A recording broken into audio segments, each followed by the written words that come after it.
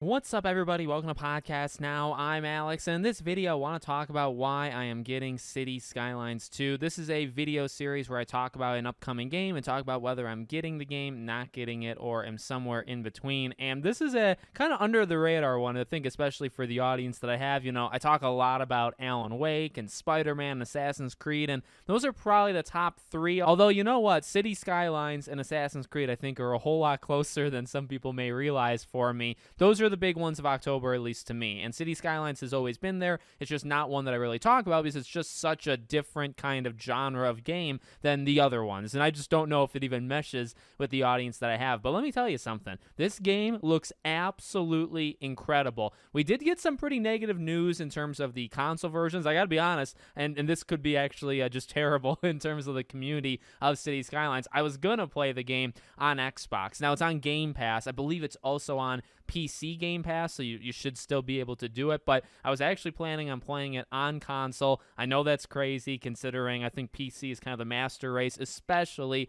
with these kind of games, but you know what? It may be a good news story because the console versions are delayed into God knows when. I think they said spring, but they didn't even give a date, so for right now, the game still comes out as planned, I believe on October 24th, right in between Spider-Man, Mario, and then as well as Alan Wake 2, so right in between those, but it's coming out just on PC. So now I guess I have to play it on PC, maybe where it's supposed to be played. But no, from everything that I've seen about this game, it looks tremendous. This is actually one of the first games I think I ever played, period, on this YouTube channel, on Podcast Now, one of our very earliest Let's Play series, which I don't know if the videos are still up. I may have taken them down. We're on City Skylines. I've played it before on PlayStation. I did play it on PC as well, and I really like the game. I think it is, as I think many people do, one of the better, if not maybe the best city builder games that are out there. And one thing that I got to give them tremendous respect on is where they're going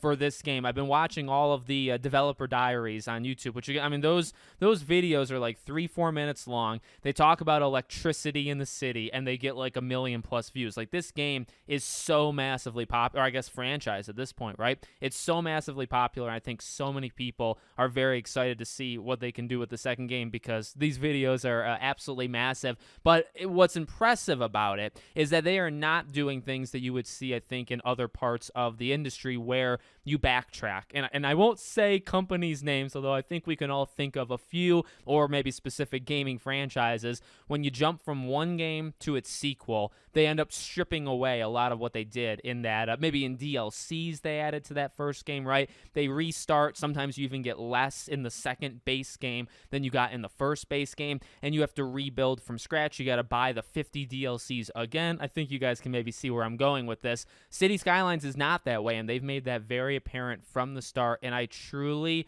genuinely, I respect that so much. You can tell in the developer diaries of just how, and I want to talk about just how much of I think a perfect city simulator game this is going to be, the amount of intricacies in the city that they're doing. But what are they doing? Well, they're starting where they left off, at the very end of City Skylines. So any of the DLCs, any of the updates, the final version of City Skylines was their starting point, and then they built on it from there, and they started to add new stuff. And honestly, that is such a breath of fresh air. It really, it's a cliche line, but it's really true with this because you just don't often see it, especially from city builders or tycoon games or any kind of a management sim-like thing. You just often don't get it. They build themselves up through DLCs, and they make some pretty good products. Then the next game, they restart at zero, and they strip away a lot of it, right? So City Skylines is not like that, and that is incredible because I think already City Skylines was a great game. So if you're starting there, and then you're just improving upon it and adding so freaking much, as we've seen,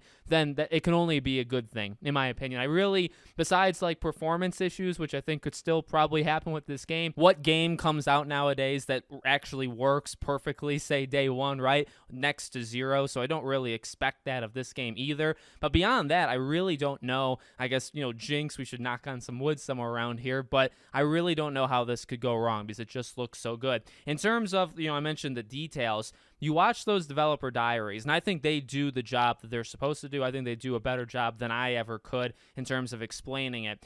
The amount of systems and the amount of effort I think they've put into City Skylines 2 to make it a fully functioning city with pretty much anything you can imagine. They already did it, I think, to a large extent with the first game. But what's cool is I think they've taken a lot of the feedback that people had gave them in the first game and said, okay, well, this is good, but what if you added this, or why does this work a certain way? One thing that I realized by watching these developer diaries and then kind of reading the comments is just pure happiness. The highest upvoted comments, let's say, right, are always very positive. It's people kind of just like flabbergasted, their jaw drops, and they say, I can't believe like they went for it and they're doing it. Again, the amount of detail and the amount of effort they've put in to make this, I think, the most running, functional city where anything you can think of. Now, one thing to throw in, and this is probably a perfect time, normally what happens to me with these games, and one day it's going to change. I don't know when it's going to change or which game it's going to change on, but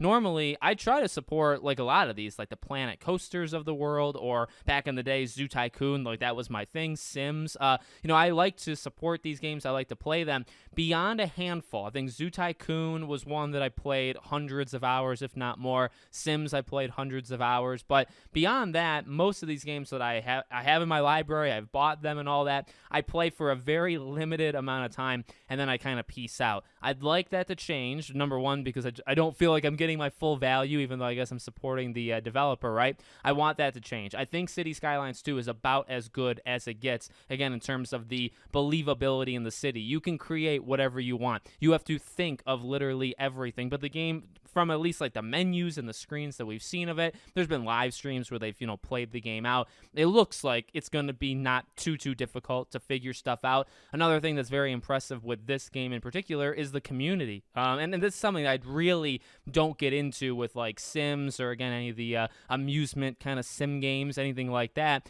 is the community and their helpfulness, I guess, with tutorial videos. I actually have done it with Sims, I think, watch people like just create houses. It's kind of like background video, or you can just have it on and say, oh, that's cool, right? That kind of like time-lapse thing. So I think that's going to be really, really impressive for this game. In fact, in looking up this game and trying to catch up, you see a lot of people that covered the first game and they've built their entire channel around building, a city or different kinds of cities or setting limitations. I love those kind of videos, right? Like where they can only do certain things and they have to build an entire city around that. There's some very clever content that people have already done with the first game. I'm sure they're going to do a great job with the second game, and those tutorials, those 56 things I wish I knew before playing City Skylines 2. Those videos are coming from these people, and they're predictable for sure, because I guarantee you it's going to happen. However, they're very helpful. They're things that I think a lot of people are going to look at and be able to jump in when maybe otherwise they wouldn't. So